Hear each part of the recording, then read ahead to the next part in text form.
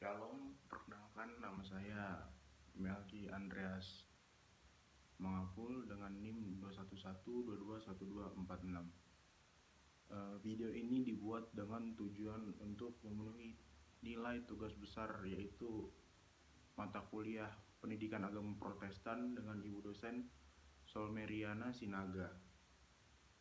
Di video kali ini saya akan mengambil tema yaitu pemuda dalam gereja. Tentunya kita tahu pemuda dalam gereja itu memiliki misi tertentu yang pastinya sesuai dengan apa perintah Tuhan Yesus yang ditulis di Alkitab. Pemuda itu saya rasa identik dengan kebebasan, mau melakukan sesuka hatinya sendiri tanpa aturan orang lain. Karena itu hal yang saya lihat semasa saya hidup di kebanyakan lingkungan yang saya temui. Maunya bebas tanpa ada aturan. Apa yang mereka mau, apa yang mereka suka, itu mereka akan lakukan. Tetapi dari semua itu sebetulnya Tuhan Allah yang membuat kita bebas. Bebas tanpa larangan, tanpa batasan. Yang Alkitab katakan tentang bebas sangat berbeda dengan manusia. Karena berjalan dengan Tuhan itu tidak bebas. Kita harus ngikutin perintahnya, kita harus memikul salib yang dibawanya. Banyak rintangan, banyak lembah, banyak kegelapan yang harus kita jalani. Tetapi di situ kebebasan karena kita selalu dipimpin oleh Tuhan. Karena Alkitab bilang jeripayahmu tidak akan sia-sia kalau ikut dengan Allah. Saya ada sedikit ayat Alkitab, yaitu 2 Korintus 3 ayat 17. 2 Korintus 3 ayat 17 yang berbunyi, sebab Tuhan adalah roh, dan di mana ada roh Allah, di situ ada kemerdekaan. Maksud dari ayat ini adalah roh Allah itu selalu memimpin kita. Dan kalau yang mengikut dia akan merdeka dan bebas. Bangsa Indonesia merdeka tentunya karena ada orang yang memperjuangkan, dan orang itu tidak bebas. Dia harus mati dan berkorban banyak untuk bangsa ini. Tetapi Tuhan tidak seperti itu. Tuhan memberikan kita kebebasan. Dia sudah membayar mahal. Kebebasan itu mahal harganya. Dan Alkitab mengatakan kalau kita mau berjalan dengan Tuhan dan kita merdeka, kita harus berjalan bersama-sama dengan Dia. Kemudian yang saya lihat, pemuda di dalam gereja, kebetulan saya juga pelayanan di IKI, sering melayani musik, terlibat aktif dalam kegiatan-kegiatan gereja. Pemuda itu harus mempunyai dampak, baik internal ataupun eksternal,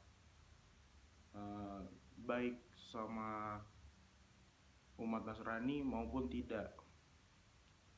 Seperti pada COVID-19 kemarin, gereja saya membagi-bagikan makanan pada ojek-ojek online yang lewat dekat gereja. Karena itu kan memberikan dampak baik bagi orang-orang dan merasakan kasih Allah itu ada di mana-mana. Kemudian tentunya kita harus memiliki sikap sesuai dengan apa yang Tuhan mau, baik tutur kata, perbuatan, perilaku, seperti bertutur kata yang baik, tidak ngomong sembarangan, berperilaku yang sopan terhadap orang yang lebih tua, tidak memandang-mandang teman.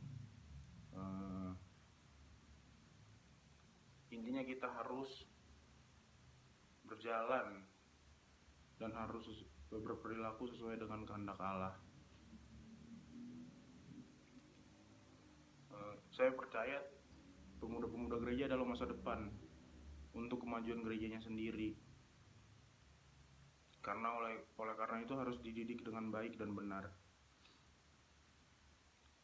Kemudian harus memiliki keakraban internal di dalam gereja bagi sesama pemuda, tidak hanya follow-followan IG atau bertukar nomor WA, tetapi di gereja tidak ngobrol atau bertukar pengalaman. Karena saya yakin koneksi itu sangat penting.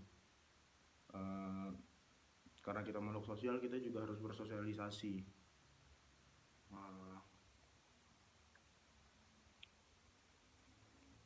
Lebih dari itu, yang pasti pemuda dalam gereja memiliki peran penting,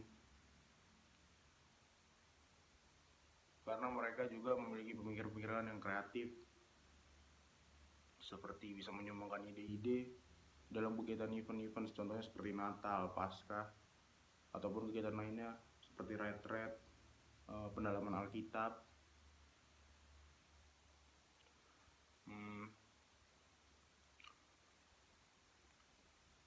Kemudian yang paling penting, kita harus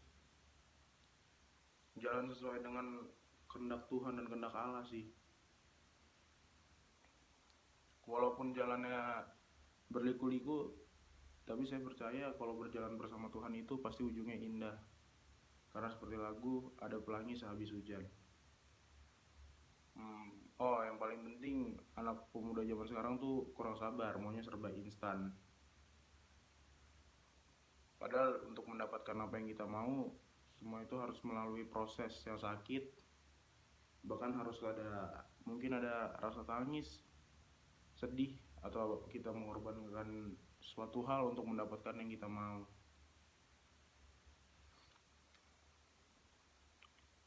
Karena saya percaya orang yang berproses itu akan lebih kuat nanti untuk menghadapi masalah-masalah yang akan datang. Kemudian pemuda dalam gereja juga harus bisa merangkul remaja-remaja atau anak-anak sekolah minggu yang di bawahnya, karena kita kan juga sebagai cerminan mereka di dalam gereja. Misalnya merangkul dalam kegiatan apapun, mengajak mereka ikut aktif dalam kegiatan-kegiatan yang diselenggarakan di gereja, sharing, ngobrol, atau bahkan bisa persekutuan bersama, pendalaman Alkitab. Itu saya yakin akan mempererat hubungan antara pemuda ke remaja yang ada di gereja tersebut. Karena pada nantinya remaja tersebut akan gabung kepada pemuda yang ada di gereja tersebut. Kemudian kita juga harus peka terhadap sesama kita. Kita tidak boleh ibaratnya cuek, atau teman kita bercerita tentang masalah yang kita anggap itu hal yang tidak penting. Kita harus dengarkan apa keluhan mereka. Mungkin kalau bisa kita kasih saran, kita memberikan semangat, motivasi. Yang paling penting, kita harus peka terhadap sesama, terutama pemuda di dalam gereja, agar tidak terpecah dengan apapun. Tentunya dengan orang-orang yang ada di luar gereja. Harus perhatian mempunyai teman curhat atau teman dekat, misalnya nongkrong bareng. Saya yakin dengan begitu pemuda di dalam gereja akan tumbuh berkembang dengan mengikuti perkembangan zaman yang ada, tentunya dengan penyertaan Tuhan Yesus.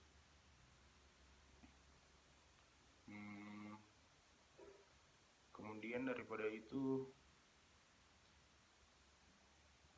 saja sih yang saya rasa pemuda dalam gereja, yaitu kita bebas, tapi kita bebasnya harus sesuai dengan jalannya Tuhan. Lalu saling peka terhadap sesama, mempunyai impact yang baik bagi pihak internal dan eksternal, merangkul orang-orang yang ada di bawah kita, misalnya seperti anak-anak remaja, berperilaku yang sopan, berkata-kata yang santun, tidak sombong, tidak semuanya sendiri, dan tentunya yang terakhir harus sabar. Itu saja dari saya. Shalom, terima kasih. Jesus bless you.